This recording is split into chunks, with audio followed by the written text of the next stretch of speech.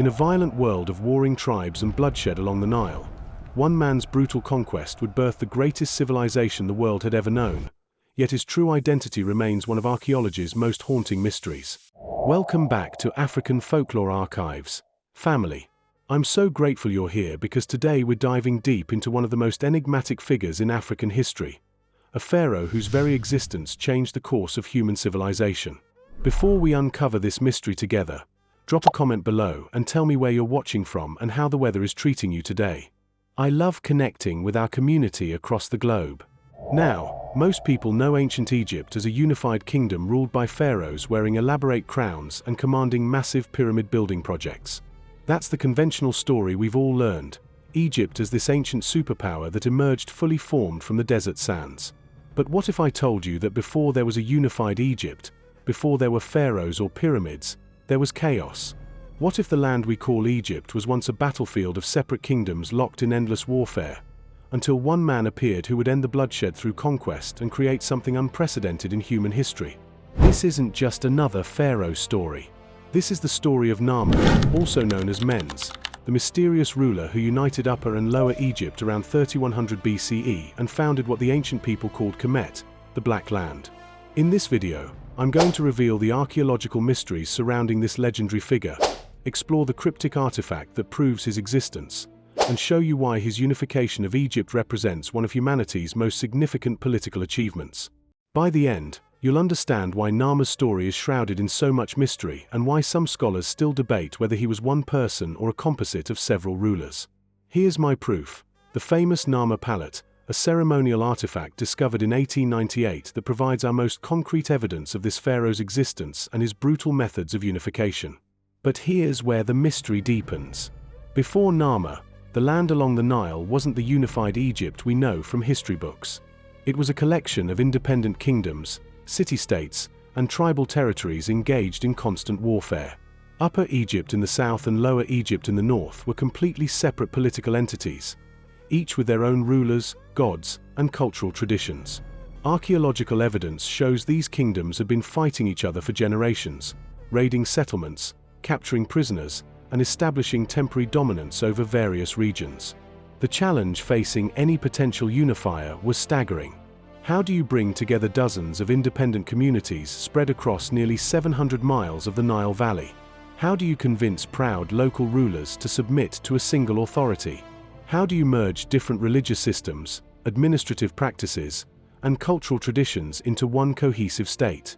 What topic baffles you most about ancient African history?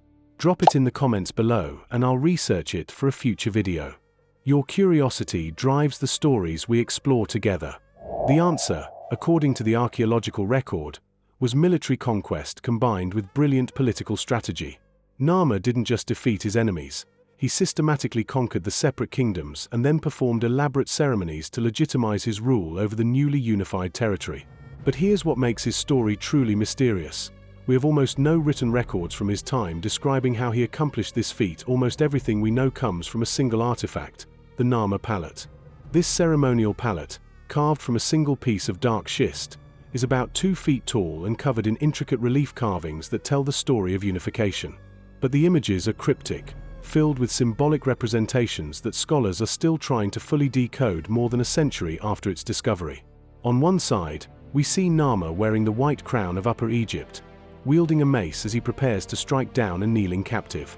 On the other side, he wears the red crown of Lower Egypt as he inspects rows of decapitated enemies. The symbolism is clear but chilling. Narmer unified Egypt through overwhelming military force. But the palette also shows something else: the establishment of the divine kingship that would define Egyptian civilization for the next 3,000 years. Narmer isn't just depicted as a military conqueror, he's shown as a god-king performing sacred rituals that transform military victory into legitimate political authority. But here's the first mystery that has puzzled archaeologists for decades. The ancient Greek historian Herodotus wrote about a pharaoh named Men's who unified Egypt and founded the first dynasty. Many scholars believe Men's and Narmer are the same person, but we have no definitive proof. Some argue that Men's might have been Narmer's successor, or that Men's was a title rather than a personal name. Others suggest that the stories of unification might have been compressed over time, combining multiple rulers into a single legendary figure. This uncertainty extends to almost every aspect of Narmer's story. We don't know exactly where he came from, though evidence suggests he originated in Upper Egypt, possibly from the city of Hierakonpolis. We don't know the specific battles he fought or the strategies he used to defeat the northern kingdoms.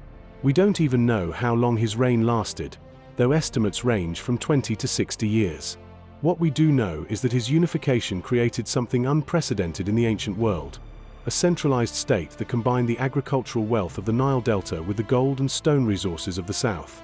This economic foundation would support the massive building projects, complex religious systems, and administrative innovations that made Egypt one of history's most enduring civilizations.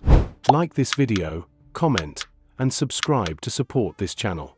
Your subscription is a tremendous support for me, and it means the world to me as African Folklore Archives is still growing, and every subscriber helps us reach more people who need to hear these powerful stories. The Narmer Palette reveals another fascinating aspect of his rule: the use of propaganda and symbolic communication to maintain control over the newly unified territory. Every element of the palette's design served a political purpose. The intertwined necks of mythical creatures symbolized the union of the two lands. The images of defeated enemies served as warnings to potential rebels. The depiction of Narmer in divine form established his religious authority alongside his political power. This sophisticated understanding of political communication suggests that Narmer was far more than a simple military commander. He was a visionary leader who understood that lasting unification required more than just military conquest. It required the creation of new symbols, rituals, and institutions that could hold diverse peoples together under a single authority. The economic implications of his unification were equally revolutionary. Before Narmer, the separate kingdoms of Upper and Lower Egypt operated independent trade networks and agricultural systems. The southern kingdoms controlled access to Nubian gold, ivory, and exotic goods, while the northern kingdoms controlled the fertile Nile Delta and access to Mediterranean trade routes. By uniting these territories, Narmer created an economic powerhouse that could support unprecedented population growth and cultural development. Archaeological evidence from sites across Egypt shows rapid changes in material culture following the unification. Pottery styles, architectural techniques, and artistic motifs that had been regional suddenly spread throughout the unified territory. This suggests that Narmer's political unification was accompanied by deliberate cultural integration, the conscious creation of a shared Egyptian identity that transcended local loyalties. But perhaps most remarkably, Narmer established governmental institutions that proved remarkably durable.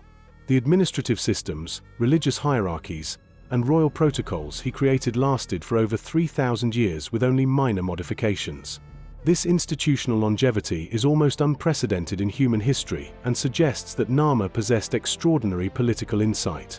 The religious dimensions of his unification were equally significant.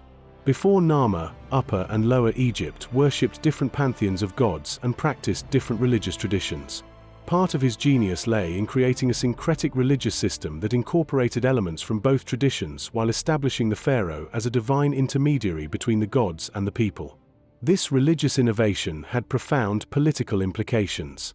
By positioning himself as a god-king, Narmer created a form of legitimacy that transcended military conquest.